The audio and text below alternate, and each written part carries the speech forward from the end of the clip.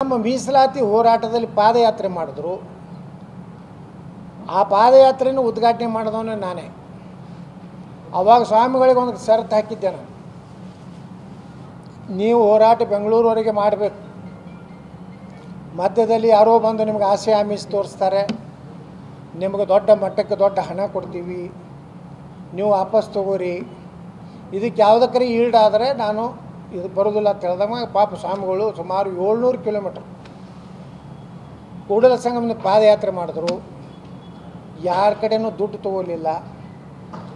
ತಕ್ಷಣ ಅವಾಗ ಒಬ್ಬ ಹುಬ್ಬಳ್ಳಿಯ ಒಬ್ಬ ಮಹಾನ್ ವಕೀಲ, ಏನು ನಿನ್ನೆ ಪ್ರೆಸ್ ಮೀಟ್ ಮಾಡ್ಯಾರಲ್ಲ, ಹರಪನಹಳ್ಳಿಗೆ ಬಂದು ಸ್ವಾಮೀಜಿಯವ್ರನ್ನ ಭೇಟಿಯಾಗಿ ನನ್ನ ಯಡಿಯೂರಪ್ಪನವ್ರು ಕೊಟ್ಟು ಕಳಿಸ್ಯಾರ, ನಿಮಗೆ ಕಾಲು ನೂಸ್ತು ಅಂತೇಳಿ ನೆಪ ಮಾಡಿ ಈ ಹೋರಾಟ ಇಲ್ಲಿಗೆ ಸ್ಥಗಿತ ಮಾಡಿರಿ, ನಿಮ್ಮ ಮಟ್ಟಕ್ಕೆ ಹಂಗೆ ಹರಿಹರ ಮಟ್ಟಕ್ಕೆ 10 ಕೋಟಿ ರೂಪಾಯಿ ಕೊಡಿಸಿದ್ದೀನಿ, ಯಡಿಯೂರಪ್ಪವ್ರು ಕೊಟ್ಟಾರಲ್ಲ ಹಂಗೆ ನಿಮಗೂ 10 ಕೋಟಿ ರೂಪಾಯಿ ನಿಮ್ಮ ಮಟ್ಟಕ್ಕೆ ಕೊಡ್ತೀವಿ, ನೀವು ಹೋರಾಟ ಸ್ಥಗಿತ ಮಾಡಿರಿ, ಸುಮ್ಮನೆ ಯಾಕೆ ಹೈರಾಣ ಆಗ್ತಿರತ್ತೇಳಿ ಇಲ್ಲೇನೆ ನಿನ್ನೆ ಪ್ರೆಸ್ ಮೀಟ್ ಮಾಡೋದಲ್ಲ ಆ ಮಹಾನ್ ನಾಯಕ.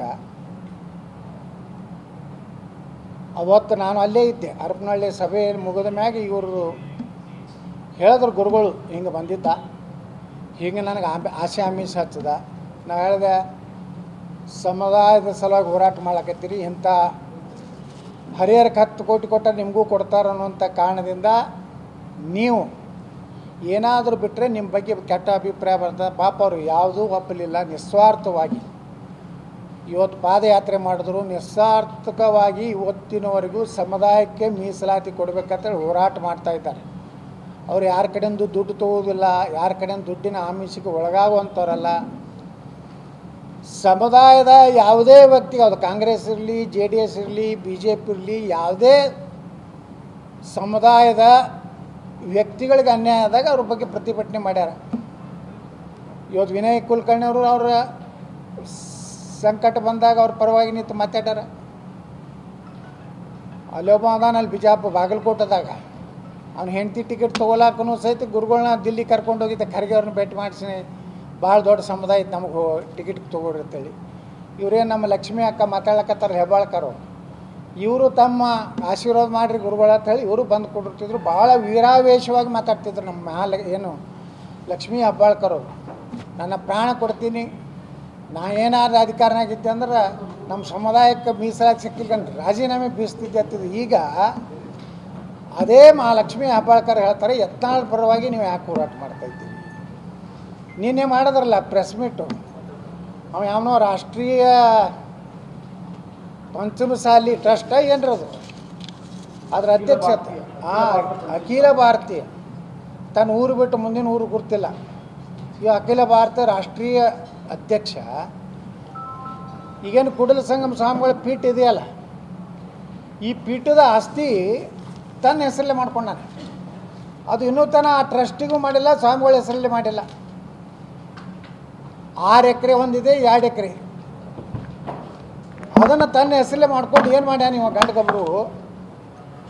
ತನ್ನ ಫ್ಯಾಮ್ಲಿ ಇನ್ನೊಂದು ಅಸೂಟಿ ತೊಗೊಂಬಂದಾನ ಪಂಚಮಸಾಲಿ ಲೀಡರು. ಇವರಿಬ್ಬರು ತಮ್ಮ ಫ್ಯಾಮ್ಲಿಯವ್ರನ್ನೇ ಡೈರೆಕ್ಟರ್ ಮಾಡಿಬಿಟ್ರೆ, ಟ್ರಸ್ಟಿಗಳು ಮಾಡ್ಕೊಟ್ಟಾರೆ ಆ ಇದಕ್ಕೆ. ಅದ್ರಾಗ ಸಮಾಜದವ್ರು ಯಾರೂ ಇಲ್ಲ, ಬರೀ ಗದಗದ ಈ 2 ಕುಟುಂಬಗಳು.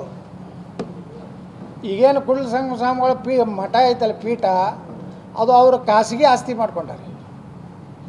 ಇಲ್ಲೊಂದು ಹುಬ್ಬಳ್ಳಿಯಾಗ ಒಂದು ಅಕೌಂಟ್ ತೆಗೆದಾರ. ಅಕೌಂಟ್ ತೆಗೆದು ಅದ್ರ ಹೆಸರಲ್ಲೇ ರೊಕ್ಕ ಎತ್ತಿ ಸಮಾಜದ ರೊಕ್ಕ ತಿಂದಾರೆ. ಅವ್ರೇನು ನಿನ್ನೆ ಇನ್ನೊಬ್ಬ ಇದ್ದ ಅವ್ರ ಮಗಲ, ಅವನ ಹೆಸರು ಹೇಳಕ್ಕೆ ಬರೋದಿಲ್ಲ, ನನ್ನ ನಾಚಿಕೆ ಆಗ್ತೈತೆ ಅವನು. ಇವರೆಲ್ಲ ಸಮುದಾಯದ ಹೆಸರಲ್ಲೇ 2017 ಕೂಡಲ ಸಂಗಮ ಪೀಠ ಟ್ರಸ್ಟ್ ಅಧ್ಯಕ್ಷ ಅಂತೇಳಿ ಅದು ಕರೆ ಗುರುಗಳನ್ನ ಮಾಡಬೇಕು. ಇವ ಪ್ರಬಣ್ಣ ಹುಣಸಿಕಟ್ಟಿ ಮೋಸ ಮಾಡಿ ಇವತ್ತು ಅದರ ಅಧ್ಯಕ್ಷ ಆಗಿ ಇವತ್ತು ನೋಡ್ರಿ ಅಲ್ಲಿ ಇರುವಂಥ ಆಸ್ತಿ ಎಲ್ಲ ತನ್ನ ಪರ್ಸನಲ್ ಮಾಡ್ಕೊಂಡಾನ. ಅಲ್ಲೇನು ಡೈರೆಕ್ಟರ್ ಏನಾದ್ರು ಟ್ರಸ್ಟಿ ಐತಿ ಅಲ್ಲಿ ಎಲ್ಲರೂ ಅವ್ರ ಫ್ಯಾಮ್ಲಿನೇ, ಮಕ್ಕಳು ಮೊಮ್ಮಕ್ಕಳು ಮಾಡ್ಕೊಂಡಾನ. ಒಂದು ದಿವಸನೂ ಕೂಡಲ ಸಂಗಮ ಪೀಠಕ್ಕೆ ಬಂದಿಲ್ಲ. ಇಂಥ ದೊಡ್ಡ ಹೋರಾಟ ಪಾದಯಾತ್ರೆ ನಮ್ಮ ಗುರುಗಳು ಮಾಡಿದಾಗ ಇವ ಪ್ರಬಣ ಹುಣಸಿಕಟ್ಟಿಯಲ್ಲಿದ್ದು ಗೊತ್ತಿಲ್ಲ.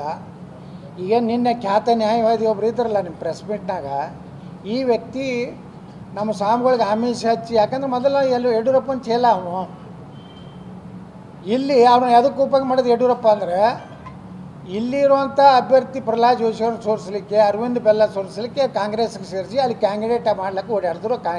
ಟಿಕೆಟ್ ಸಿಗಲಿಲ್ಲ.